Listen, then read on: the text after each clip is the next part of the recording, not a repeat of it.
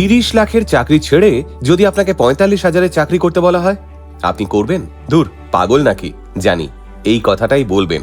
আমিও হয়তো তাই বলতাম যদি আকৃতি গোয়েল নামটার সঙ্গে আমার পরিচয় না হতো। হ্যাঁ, ঠিকই শুনছেন, আমাদের দেশের এই মেয়েটা ইঞ্জিনিয়ারিং ছেড়ে বেছে নিয়েছে ডাক্তারি। যে বয়সে আর 5টা মেয়ে চাকরি করে, লাইফে সেটেল হয়, বিয়ের পিঁড়িতে বসে, ঠিক সেই বয়সে নতুন করে পড়াশোনা শুরু করে ডাক্তার হয়ে গোটা দেশকে দেখিয়ে দিলেন আকৃতি। স্বপ্ন সত্যি করার কোনো বয়স হয় না। 2026-এই আকৃতির নামের পাশে বসতে চলেছে ডাক্তার উপাধি। কিন্তু লাখ টাকার প্যাকেজে কি এমন কম পড়লো যে ঝাঁ চকচকে জীবনের মোহ ত্যাগ করে বেছে নিতে হলো মানব সেবাকে? ইঞ্জিনিয়ারিং ছেড়ে কেন ডাক্তার হওয়ার সিদ্ধান্ত নিলেন আকৃতি? আসুন, আলটিমেট মোটিভেশনের নতুন একটা ভিডিওতে আজকে সেটাই জেনে নিই। মা বাবার একমাত্র সন্তান হওয়ার দরুন ছোটবেলা থেকেই বেশ আদরেই মানুষ হয়েছেন আকৃতি। এছাড়াও ছোটবেলা থেকেই মেধাবী ছিলেন তিনি। আর তাই 2015-তে ভারতের সবচেয়ে কঠিনতম প্রবেশিকা পরীক্ষা BIT-SAT, যে পরীক্ষায় লাখ লাখ ছাত্রছাত্রী হাজার চেষ্টা করেও ব্যর্থ হয়, সেই পরীক্ষাতে প্রথম চেষ্টাতেই সফল হন আকৃতি। আর তারপর চান্স পান BITS পিলানি, মানে Birla institute of technology and সায়েন্সের মতো জায়গায় পড়াশুনো করবার। বিটেক এবং MSc এই দুটো ডিগ্রি একসঙ্গে শেষ করেছিলেন আকৃতি। সেই সময় আকৃতির জীবনের লক্ষ্যটাই ছিল অন্যরকম। উজ্জ্বল ভবিষ্যৎ, ভালো চাকরি, মোটা মাইনে, ব্যাস জীবন সেট।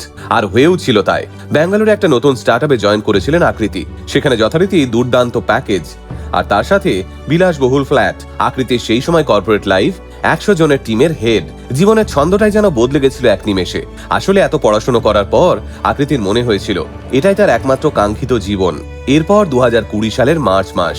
সেই সময় গোটা দেশের লকডাউন। ধীরে ধীরে বন্ধ হতে বসেছে সমস্ত অফিস কাছারি। সেই সময় প্রায় সকলের জীবনেই তৈরি হয়েছিল এক নতুন work culture, work from home. অফিসের সব কাজ ঢুকে পড়লো বেডরুমে। এই পরিস্থিতিতেই আকৃতি এবং তার টিম একটা নতুন প্রজেক্টে কাজ করছিলেন, গর্ভবতী মায়েদের জন্য টেলি কনসালটেশন। অর্থাৎ লকডাউন পিরিয়ডে গর্ভবতী মায়েরা এই অ্যাপের মাধ্যমে ফোন করে ডাক্তারের সঙ্গে কথা বলতে পারতেন। এই টেলি কনসালটেশনে তার কাজ ছিল রোগী এবং ডাক্তারদের মধ্যে যোগাযোগ করিয়ে দেওয়া। আকৃতি জানান, আমি ছিলাম রোগী এবং চিকিৎসকের মধ্যে সেতু। তাদের মধ্যে যোগাযোগ করিয়ে দেওয়া ছাড়া আমার তো আর আলাদা করে কোনো কাজ ছিল না। সেই সময় বিভিন্ন মানুষের সমস্যা শুনতে শুনতে আমার মনে হয় এই সময় কত মানুষ রাস্তায় নেমে মানুষের জন্য কাজ করছে, আমি তো কিছুই করতে পারছি না কারোর জন্য। এরপরেই MBBS করবার সিদ্ধান্ত নেন আকৃতি। আকৃতির পরিবারের মানুষেরা অবশ্য আকৃতিকে এত মোটা মাইনের চাকরি, সিকিউর সেটেল লাইফ ছাড়তে এক প্রকার বারণই করেছিলেন। কিন্তু আকৃতি নিজের লক্ষ্যে অবিচল থেকে শুরু করলেন ডাক্তার হওয়ার প্রস্তুতি। 14 দিনে প্রতিদিন 10 ঘন্টা করে বায়োলজি পড়ে সর্বপ্রথম অনলাইন মক টেস্ট দিয়েছিলেন আকৃতি। তাতেই সফলতা আসার পর আকৃতির জেদ আরো দৃঢ় হয়। এরপর 2020 সালের অগস্ট মাসে আকৃতি ভর্তি হন নিটের জন্য অনলাইন কোচিং এ। সেই সময় নিটে বসা একটা বড় চ্যালেঞ্জ ছিল আকৃতির কাছে। তার উপর ইঞ্জিনিয়ারিং ব্যাকগ্রাউন্ড, বায়োলজি নিয়ে কোনো বেসিকই নেই। সবকিছু তাকে শূন্য থেকেই শুরু করতে হয়েছিল। ডাক্তার হওয়ার জন্য প্রতিদিন প্রায় 8-10 ঘন্টা করে পড়াশোনা করতেন আকৃতি। পরীক্ষার আগে প্রায় 100টারও বেশি মক দিয়েছিলেন তিনি। অবশেষে 2021 সালের নিটে আকৃতির রেজাল্ট শুনে রীতিমতো চেয়ার থেকে লাফিয়ে উঠেছিলেন আকৃতির বাবা। আকৃতির অল ইন্ডিয়া র্যাঙ্কে স্কোর হয় 676 আউট অফ 720। আর এই সাফল্যের পরেই হিন্দুরাও মেডিকেল কলেজে MBBS এ ভর্তির সুযোগ পান আকৃতি। শুরু হয় আকৃতির জীবনের এক নতুন অধ্যায়। ইঞ্জিনিয়ার থেকে সোজা মেডিকেল স্টুডেন্টে।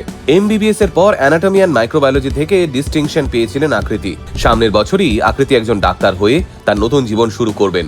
আকৃতি হয়তো চাইলেই তার কর্পোরেট সেটেলড লাইফ নিয়ে জীবন কাটিয়ে দিতে পারতেন, কিন্তু আরো উপরে ওঠার খিদেটা এবং মানুষের জন্য কাজ করার ইচ্ছেটাই আকৃতির জীবনে আবারও রিস্টার্ট বাটন প্রেস করে।